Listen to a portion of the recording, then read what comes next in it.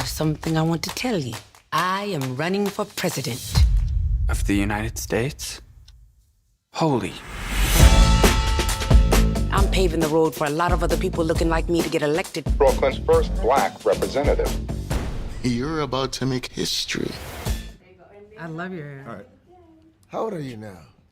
47. Yeah. Jamaal Finkley, BlackTree TV.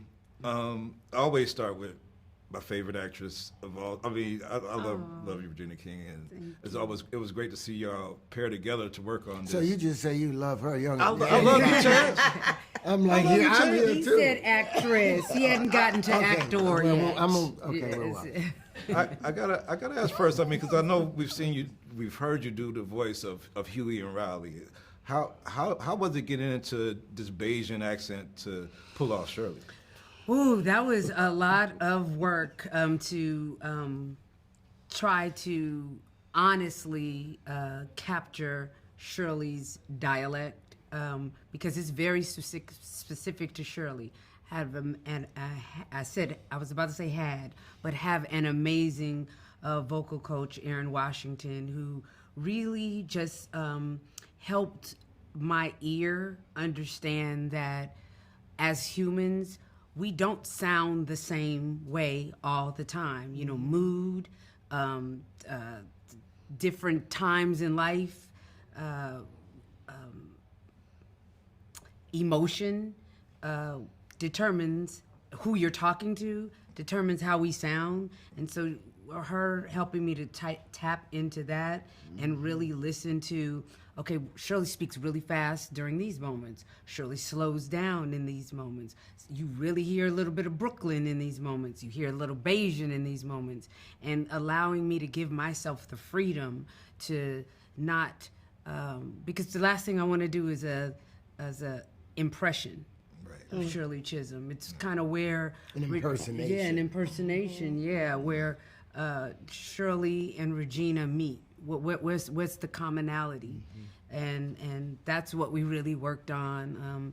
A lot of research to just who she is or who she was as a human being. All of that played into the dialect. So hopefully, you know, people walk away feeling like they're not hearing me.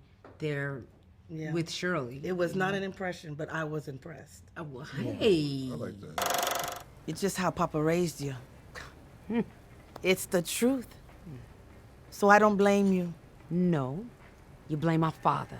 He had 4 daughters. 4. But when he died, he left you the little money he had. You were treated differently. And now you think you're special. That's how Papa was with you. He made you believe things. They aren't true. He made me believe in myself, regardless of what people You have think. no regard? Whether or not You someone don't care else what this stands campaign with you, does to your friends, I can do what to your is family? necessary. That's what Papa would want? You are pushing us away over nothing. Mary, is that what you think my campaign is? Is that all it is to you? Nothing? Nothing is what you make the rest of us feel like. Thank you, sister. All right, it's a presidential year, election year. Unbossed and Unbothered was Shirley Chisholm's campaign slogan. For each of you, if y'all was to be our president this year, like what would y'all campaign prospects be? A slogan or? Well, it's kind of hard to beat Unbought and Unbossed. This is a hard one to beat. That is a hard one to beat. Yeah. I don't know. What? I guess I don't know. I don't know if it'd be some Unbossed. How can we beat Unbought and Unbossed? How do we beat that? Yeah, that's saying that's I'm authentic. I'm real. That's a beautiful place to be. You can reflect off of real. And I think that's why they were afraid of Shirley and didn't teach her in school, because she was unbossed and unbought. And that kind of integrity and commitment to the greater being that you are, that's incendiary. So many of her tags, like catalyst for change. Numbers are improving. Less than 3% of the vote in Maryland and Michigan. Yes, that's better than less than 1% in Wisconsin, but If I can't get the nomination, I can still get delegates.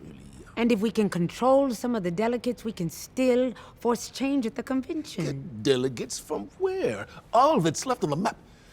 Look, Oregon's going for McGovern, we know that. And we're not even on the ballot in Rhode Island, South Dakota. But there is California. California is winner take all. But what if we win California? Shirley, you said yourself it'd be a waste of time. I would do whatever it takes to compete in California. It takes money. Do you have money? Because we need money. We can get money. Jesus. Look, even if we enter the primary, how do we get traction? Who wants to back you? Now, come on, Mac. I am just being realistic. Yeah, I know, but come on. You want to do this, we'll figure it out. But at this point, without something that's going to make some noise. Terrence, I know you're like a scientist. You be talking about double helix and math and all this stuff. absolutely. Yes. But we're doing and I just went back to school, so I know like the studying part. But when you preparing for a historic drama, besides the script, like how deep do you delve into history? Like how do you build the character of Arthur Hardwick? Finding out his little secrets and tricks that he had, that he carried a gun, always had a pistol with him. That kind of and you don't get that in the books or anything like that. You literally have to, if you have at your disposal. Right now, everyone has it with the internet. You can look up almost anything, and you can go to the dark web if you can't find it there. If you're, depending on what your appetite is as far as wanting to get to the truth. But finding out little other aspects of them that other people might not see, being able to look from a crevice or even from a projected mountaintop that they want. You don't just look at who the character is, look at where they failed and look at what they were trying to accomplish. And then you get a full story, but you're always informed by the lead at the end of the day, because there's a million stories to tell, but the lead is going to lay the foundation of where you're going to go. So you have to be there looking and open, and that was perfectly easy with Shirley and Arthur, because Arthur, he adored, everything that she did. Every aspect of her. So it was an easy job. I love that you brought up the fact that Arthur, he carried a gun everywhere he went, and I think a lot of people don't realize when they're watching actors that while you don't see that